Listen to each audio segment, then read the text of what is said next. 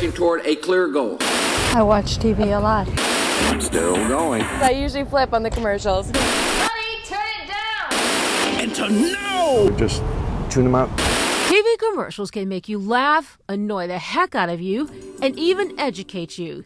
But most people find them downright loud. They're louder. People do seem to be disturbed by that.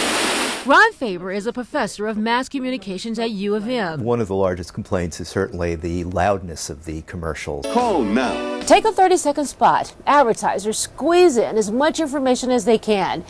Volume is how they get our attention. Every sound has a purpose. No sound is wasted. My grandma's been complaining about the, commercials being too loud for the past 10 years. Alex Berglund is a composer at Crash and Sue's. This is where advertisers come to add music or special effects to commercials. You're just bringing all the audio up into this area so that everything can be heard. Call toll free. In the business, they call it audio compression, an advertiser's best friend.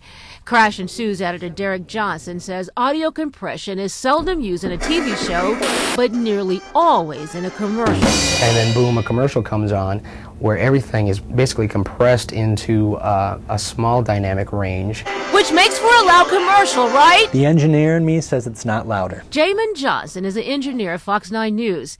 He says audio compression fools us into thinking the commercial is louder. With an advertiser, normally that emotion is go, go, go, go, go, happy, I want to buy. So we perceive it as louder. Would have to disagree.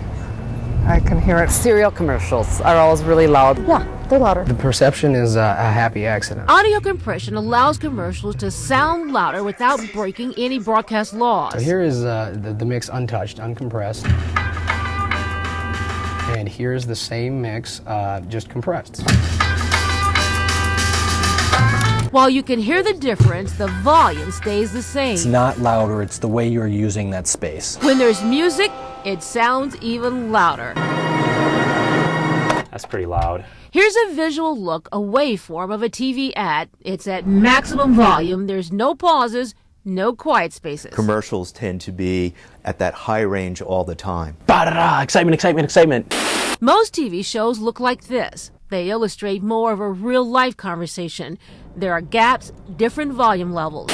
No surprise, most people complain about loud commercials during soap operas and movies. I can't imagine what that's been like for you. Prepare to be amazed. Our perception of any given sound depends on what's come before it. All for just $10.95 a month. We do push it to the highest point we can go and still be within the broadcast legal standard. TV ads are expensive, and as long as the commercial is not intrusive, loud sells. Why wouldn't you do it? Watch out, when digital comes, it actually could be louder. I'd put it on mute. Fox 9 gets a half a dozen loud commercial complaints a year. Oh, the TV station is always blamed. TV stations can and do send commercials back when they're too loud. The misconception is that we are turning up the volume on a commercial, and that's simply not the case. While those in the business will argue that commercial loudness is subjective, for viewers, perception is more like reality. I always have to turn the remote down. It's like a bullhorn. I always just thought it was our TV. Jacqueline McLean, Fox 9 News. Okay, we're done. Was that loud enough?